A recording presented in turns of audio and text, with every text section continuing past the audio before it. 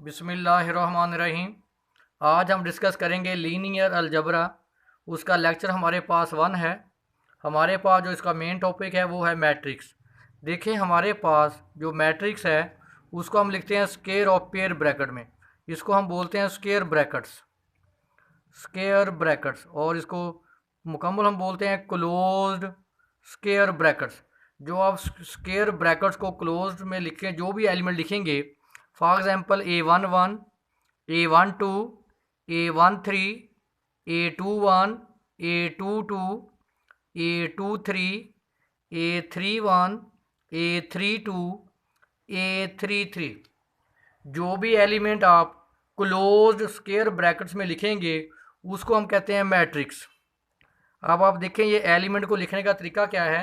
अगर आप गौर करें तो ये हमारे पास फर्स्ट रो है, ये हमारे पास सेकंड रो है, ये हमारे पास थर्ड रो। इसी तरह फर्स्ट कॉलम, सेकंड कॉलम और थर्ड कॉलम। जब हम एलिमेंट को लिखते हैं A11 तो जो फर्स्ट इंडेक्स है वो रो को शो करता है, जो सेकंड इंडेक्स है वो कॉलम को शो करता है। अगर आप देखें तो ये हमारे पास फर्स्ट रो है, इसलिए देखें हमारे पास 1 आ रहा पहला इंडेक्स। और देखिए ये हमारे पास फर्स्ट कॉलम है तो 1, सेकंड कॉलम है तो 2, थर्ड कॉलम है तो 3। इसी तरह आप लिखते हैं A21 तो उसी तरह फर्स्ट जो इंडेक्स है वो रो को डिनोट करेगा, जो सेकंड है वो कॉलम को। अगर आप देखें तो ये सेकंड रो है तो देखें हर एक के साथ 2 2 आ रहा है। फर्स्ट कॉलम है तो 1, सेकंड कॉलम है तो 2 लिखेंगे सेकंड इंडेक्स, थर्ड कॉलम है तो हम जो सेकंड इंडेक्स उसको हम 3 लिखेंगे।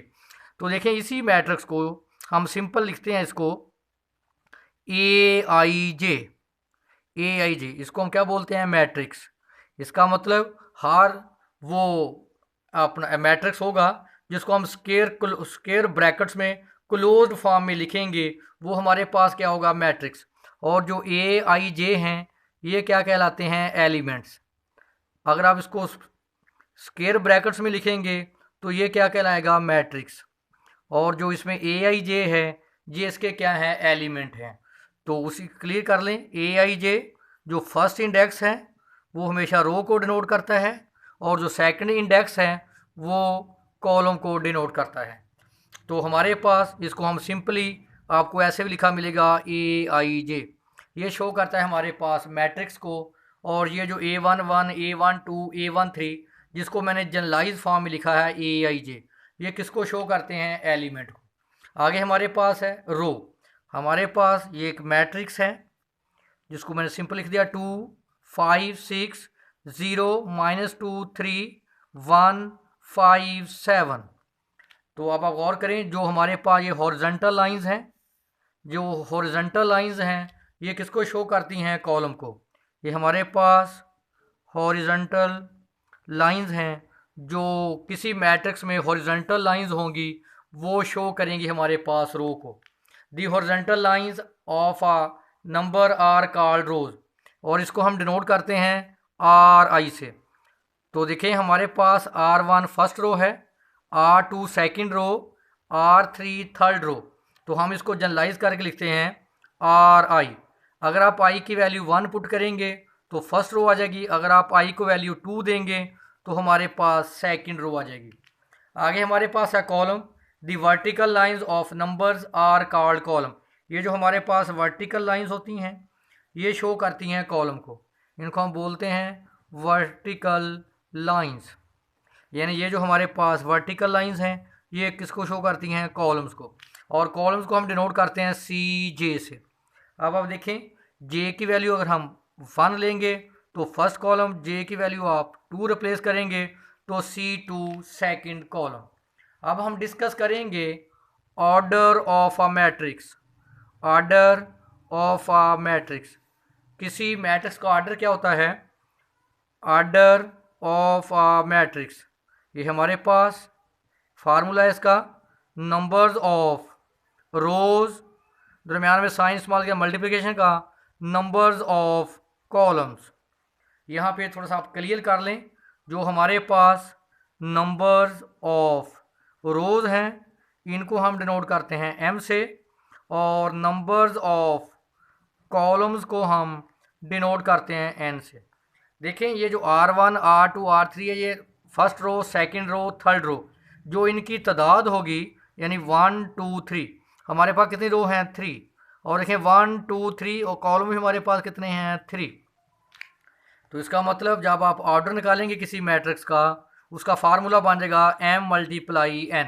तो अब आप देखें इसमें रो कितनी हैं 3 और इसमें कॉलम भी क्या है 3, इसका मतलब इसका ऑर्डर क्या है 3 क्रॉस 3। आगे हमारे पास इंपॉर्टेंट डेफिनेशन है row matrix. A matrix which has only one row is called row matrix और रो वेक्टर। इसको हम रो मैट्रिक्स भी कहते हैं और रो वेक्टर भी कहते हैं, जिसमें सिर्फ एक रो हो और कॉलम जितने मर्जी हो। अब देखें इसमें एक रो है यानी m हमारे पास क्या 1, इसमें 1 2 3, कॉलम कितने हैं 3, तो इसका ऑर्डर क्या हो जाएगा 1 मल्टीप्लाई 3, क्योंकि जब किसी मैट्रिक्स का आप ऑर्डर लिखते हैं m क्रॉस n, m हमारे पास नंबर ऑफ रो, n हमारे पास नंबर ऑफ कॉलम्स। अगर किसी मैट्रिक्स में एक रो हो और कॉलम जितने मर्जी हों उसको हम कहते हैं रो मैट्रिक्स या रो वेक्टर। हमारे पास नेक्स्ट डेफिनेशन है कॉलम मैट्रिक्स। ऐसा मैट्रिक्स जिसमें आपके पास एक ही कॉलम हो और रो जितनी मर्जी आपके पास हो। देखिए यहाँ जो नंबर ऑफ रोज हैं वो आपके पास 3 है, नंबर ऑफ कॉलम आपके पास क्या हैं 1, तो इसका ऑर्डर क्या आ जाएगा 3 क्रॉस 1। मैंने पहले भी आपको बोला है ऑर्डर का, ऑर्डर की डेफिनेशन क्या है m क्रॉस n, पहले नंबर ऑफ रोज आती हैं फिर नंबर ऑफ कॉलम्स, तो इसका मतलब 3 क्रॉस 1। तो देखें इसमें एक ही कॉलम है और रो कितनी है 3, तो इसको हम क्या बोलेंगे कॉलम मैट्रिक्स या कॉलम वेक्टर। आगे हमारे पास है रेक्टेंगुलर मैट्रिक्स। रेक्टेंगुलर मैट्रिक्स क्या है जिसमें number of rose not equal two numbers of columns. अगर आप देखें तो नंबर ऑफ रोज को आपने डिनोट किया था m से, नंबर ऑफ कॉलम्स को आपने डिनोट किया था n से। तो जब इसका मतलब m not equal to n, जब number of rows number of columns के बराबर नहीं होंगी तो हम उसको कहेंगे रेक्टेंगुलर मैट्रिक्स। अगर आप देखें तो इसमें 2 रो हैं, तो m इसमें क्या है 2, 1 2 3, इसमें कॉलम कितने हैं 3, तो इसका मतलब m की वैल्यू 2 है और n की value 3, m not equal to n, इसका मतलब 3 नॉट इक्वल टू 2। तो ये कैसा है रेक्टेंगुलर मैट्रिक्स। आप देखें ये भी रेक्टेंगुलर, इसमें देखें रो कितनी है 3, इसमें m की वैल्यू 3 है और कॉलम कितने हैं 2, n की वैल्यू क्या है 2, तो हमारे पास इसका मतलब m not equal to n। तो ये हमारे पास क्या है रेक्टेंगुलर मैट्रिक्स। आगे हमारे पास डेफिनेशन है स्क्वायर मैट्रिक्स। स्क्वायर मैट्रिक्स क्या है जिसमें नंबर ऑफ रोज और नंबर ऑफ कॉलम्स क्या हों बराबर, 2 3 0 -2 5 6 2 1 3। अगर आप देखें तो इसमें नंबर ऑफ रोज कितनी है 3 और नंबर ऑफ कॉलम्स भी कितने हैं 3, number of rose 3, number of column भी हमारे पास क्या है 3। तो ऑर्डर आप कैसे निकालते थे m क्रॉस n। अब आप देखिए इसमें नंबर ऑफ रो और नंबर ऑफ कॉलम क्या है बराबर, m is equal to n, इसका मतलब 3 इज इक्वल टू 3। अगर आपके पास नंबर ऑफ रोज बराबर हों नंबर्स ऑफ कॉलम्स के, तो वो हमारे पास जो मैट्रिक्स होगा वो स्क्वायर मैट्रिक्स होगा। नेक्स्ट हमारे पास मेन डेफिनेशन है प्रिंसिपल डायगोनल। इसको आप समझिए, ये वेरी वेरी इंपॉर्टेंट है। हमने मैट्रिक्स को लिखा था A11 A12 A13 A21 A22 A23 A31 A32 A33। देखें यहाँ पे हमारे पास ये प्रिंसिपल डायगोनल है।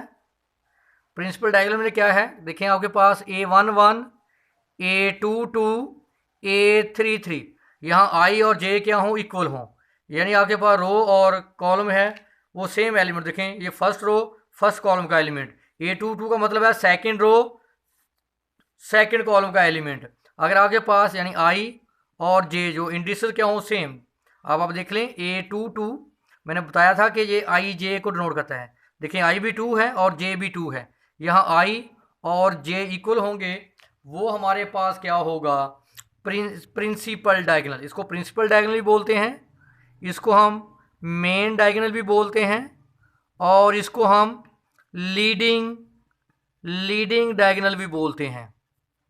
Leading diagonal. तीन नाम इसके, principal diagonal, main diagonal, leading diagonal. यहाँ पे आई और जे की वैल्यू क्या होगी, सेम, वो हमारे पास क्या होगा, प्रिंसिपल डायगोनल। और जो हमारे पास A11, A22, A33 ये कहलाते हैं हमारे पास element of principal diagonal, elements of principal diagonal. आगे हमारे पास है, अब हमारे पास जो डेफिनेशन है वो इंपॉर्टेंट है, डायगोनल मैट्रिक्स। डायगोनल मैट्रिक्स क्या होता है कि जिसमें आपके पास जो डायगोनल एलिमेंट हैं वो नॉन ज़ीरो हों और बाकी सारे एलिमेंट क्या हों, ज़ीरो हों, जिसको हम मैथमेटिकली ऐसे भी लिख सकते हैं कि AIJ is equal to zero if I not equal to J। AIJ not equal to zero if I is equal to J। आपको ऐसे भी बुक में लिखी मिलेगी मैथमेटिकली, ज़रा इसको समझने की कोशिश करें। हमारे पास मैट्रिक्स है A11, A12, A13, A21, A22, A23, A31, A32, A33। यहाँ पे देखें जो सबसे इंपॉर्टेंट बात है, ये हमारे पास A11 है। देखें यहाँ I और J क्या हो, सेम। देखिए यहाँ मैंने बोला था कि AIJ पहला इंडेक्स I को शो करता है और दूसरा इंडेक्स J को। यहाँ I और J की वैल्यू बराबर होगी, वहाँ आपके पास जो एलिमेंट है वो ज़ीरो नहीं होगा। इसका मतलब इसका एलिमेंट ज़ीरो नहीं होगा। देखें वो 3 है। देखें यहाँ I और J डिफरेंट हैं। देखें हमारे पास A12, यहाँ I की वैल्यू क्या है 1 और J की वैल्यू क्या है 2। यहाँ I और J बराबर नहीं है। जहाँ I और J बराबर नहीं होंगे वहाँ जो एलिमेंट है वो क्या होगा, ज़ीरो। तो इसका मतलब इसकी वैल्यू भी ज़ीरो आ जाएगी, इसकी वैल्यू भी ज़ीरो। देखें हमारे पास जो डायगोनल एलिमेंट हैं वो क्या हो जाएंगे, वो नॉन ज़ीरो हो जाएंगे, बाकी सारे एलिमेंट ज़ीरो। देखें यहाँ I और J डिफरेंट है, ज़ीरो। यहाँ I और J सेम है तो आंसर मैंने 7 लिखा हुआ है। यहाँ A23 ज़ीरो, यहाँ I और J डिफरेंट है, ज़ीरो। यहाँ भी I और J डिफरेंट है, ज़ीरो। यहाँ I और J सेम है जिसमें क्या है, नॉन ज़ीरो। तो देखें ये हमारे पास जो है, ये हमारे पास प्रिंसिपल डायगोनल, अगर प्रिंसिपल डायगोनल के एलिमेंट नॉन ज़ीरो हों तो हम उसको कहते हैं डायगोनल मैट्रिक्स। दूसरा लफ्ज़ में सिंपल डेफिनेशन कि प्रिंसिपल डायगोनल के अलावा बाकी सारे एलिमेंट क्या हों, ज़ीरो हों, उसको हम कहते हैं डायगोनल मैट्रिक्स। नेक्स्ट हमारे पास है स्केलर मैट्रिक्स। स्केलर मैट्रिक्स में क्या है कि AIJ is equal to zero if I not equal to J। AIJ is equal to K if I is equal to J। K यहाँ हमारे पास क्या है, कांस्टेंट। और जो सबसे इंपॉर्टेंट बात है, डायगोनल मैट्रिक्स हो, डायगोनल मैट्रिक्स हो या स्केलर मैट्रिक्स हो, स्केलर मैट्रिक्स हो, तो ये जो मैट्रिक्स होते हैं ये हमेशा क्या होते हैं, स्केयर मैट्रिक्स।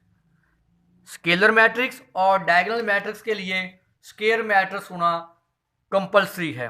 तो देखें अब हमारे पास मैंने बोला था कि एलिमेंट क्या थे, A11, A12, A13, A21, A22, A23, A31, A32, A33। देखिए यहाँ I और J बराबर होते हैं, यहाँ I और J क्या है, इक्वल, वहाँ पे आंसर क्या आ जाएगा, कांस्टेंट। बाकी जो सारे एलिमेंट है जहाँ जहाँ I और J डिफरेंट हैं वहाँ पे सारे एलिमेंट क्या हो जाएंगे, ज़ीरो। देखें अगर आपके पास स्केलर एलिमेंट सारे सेम है, डायगोनल एलिमेंट, अगर डायगोनल एलिमेंट सारे सेम होंगे तो उसको हम बोलेंगे स्केलर मैट्रिक्स। देखें ये भी हमारे पास स्केलर 5 0 0 0 5 0 0 0 5, ये भी हमारे पास स्केलर मैट्रिक्स है। अगर आप लिखें 2 0 0 0, चलो माइनस कर लेते हैं, -2 0 0 0 -2। अब आप देखें जो डायगोनल मैट्रिक्स हैं वो सारे क्या है, -2। ये भी क्या है, स्केलर मैट्रिक्स। आगे हमारे पास है आइडेंटिटी मैट्रिक्स। आइडेंटिटी मैट्रिक्स बोलते हैं या इसको हम बोलते हैं यूनिट मैट्रिक्स, और इसको हम कैपिटल I से डिनोट करते हैं यूनिट मैट्रिक्स को। और अब देखें इसमें AIJ is equal to 1 if I is equal to J। AIJ not equal to 0 if I not equal to J। देखें यहाँ I और J सेम होंगे, वहाँ आंसर हमारे पास क्या आएगा, 1 1 1। और यहाँ I और J डिफरेंट होंगे वो सारे एलिमेंट क्या हो जाएंगे, ज़ीरो। दूसरे लफ्ज़ों में सिंपल कि हमारे पास अगर डायगोनल एलिमेंट 1 हो, बाकी सारे एलिमेंट क्या हों, ज़ीरो हों, उसको हम क्या बोलते हैं, आइडेंटिटी मैट्रिक्स। नोट कर लें, आइडेंटिटी मैट्रिक्स या यूनिट मैट्रिक्स भी हमेशा स्क्वायर मैट्रिक्स होता है, और यूनिट मैट्रिक्स को हम आई से डिनोट करते हैं। जब कोई मैट्रिक्स स्क्वायर मैट्रिक्स होता है, देखिए इसका आर्डर क्या है, 3×3, तो हम इसको सिंपल 3 भी लिखते हैं। अगर सिंपल अकेला 3 लिखा हो, ये शो करता है कि जो मैट्रिक्स है ये स्क्वायर है, इसमें number of rows number of columns क्या हैं, सेम। ये हमारे पास इंपॉर्टेंट लेक्चर था, इस लेक्चर को आप अच्छे तरीके से देखें। अगर कोई इशू हो तो आप मुझसे डिस्कस कर सकते हैं।